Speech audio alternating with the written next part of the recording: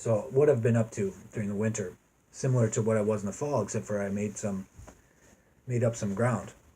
I made some advances on the project, and that has to do with this issue of closed adoptions and overhauling the laws which violate the United Nations internationally recognized right to identity.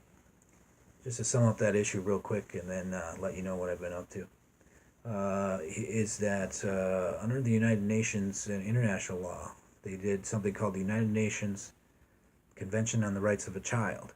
And in Article 7 and Article 9, it basically lays out that one of the human rights is the right to identity, and that the states should try to preserve that in any way that they can, and they usually do that through a birth certificate, and that also they should not, of course, should not obstruct in any way the child's ability to know his origins.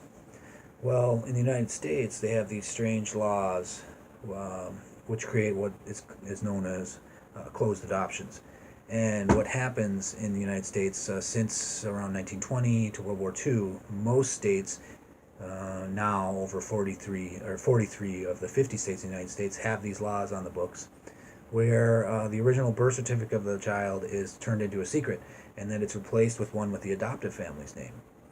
And that in some cases the adopted person can never receive their birth certificate. It's very strange, and it's in contradiction to internationally recognized human rights. And it's also a violation of civil rights involved with equal protection and due process of the 14th Amendment. But I think what's most simple about the issue, because it's been expressively discussed at the United Nations Convention on the Rights of a Child, is to focus on that particular element of it when we approach lawmakers and ask them to overhaul the law, the closed adoption law. So I contacted a bunch of people. If you're one of them, thank you. To start, and I've come up with some supporters, not just of me, but of this issue in general, because I've found that when you contact lawmakers, you get a lot more attention if you're a group voice instead of just an individual. I mean, democracy is probably not supposed to be that way. If one person calls a lawmaker and says, hey, there's a violation of human rights of children, the lawmaker should just naturally respond, but unfortunately they don't. They don't even answer the email in a lot of cases.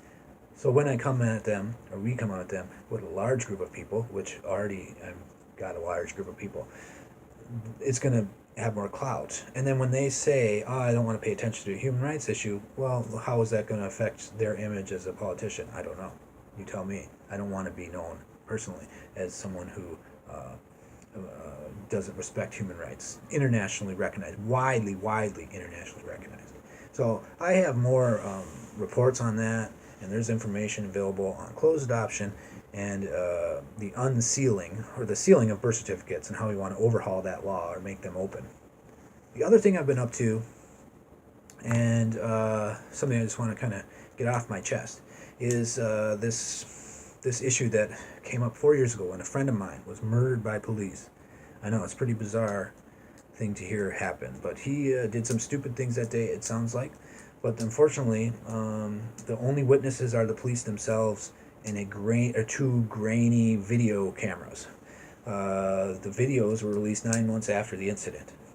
He ran from police. He was with his girlfriend too, and they ran and fled from police, and it appears to be a dangerous high-speed chase.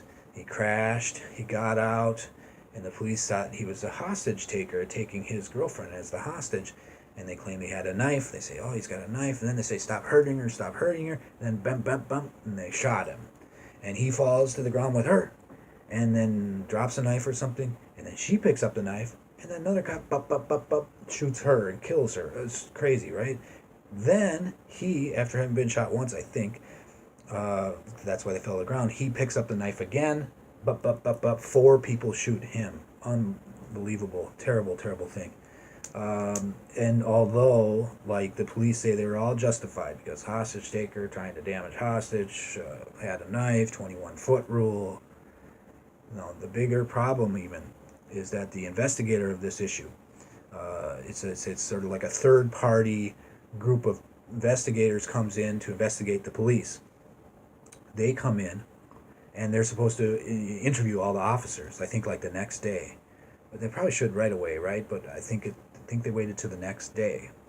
But either way, the problem is that this BCA investigator, that's the name of their group, BCA, he didn't review the video camera evidence, supposedly, before he interviewed the police, which is very strange, isn't it? To me, I'm sorry, it discredits most of their reporting because it's such, I don't know legally, but it just would seem obvious that you need to review all of your evidence before you interview people, so that if the interviewee steps off of what you know to be true already, you can pressure them. You think of the interrogating room of movies where there's a scene of an interrogating room, right? And they're saying, I know in the video that you're lying because I saw the video, I know it, and they can't do that in this case. The investigator can't do that because he never saw the video. And as it turns out, the officers, some of them, did go off of topic, or they said contradictory information to what was found in the video. So that's like newer information on the case. I gathered the public document. It's a 511-page report. I'm going to post it down here. There's other questions that I have personally about the whole incident. I know that my friend did stupid things that day. Running from the police and not complying is stupid, it appears. Having a knife, it's hard to tell if he has a knife or not, but the police say, and that also would be stupid. However, the police apparently did a bad investigation, and also there must have been a better way to handle this even if he had a knife. At least that's kind of the way I see it. However, maybe you don't agree, and it's something that's interesting, I think, for the public to take a look at. And I know that the media has not reviewed this 511-page document. That's a lot of pages, so that's why I'm asking for help. It's down below in the comments section, and it's at Google, like a Google Drive, Google Docs thing.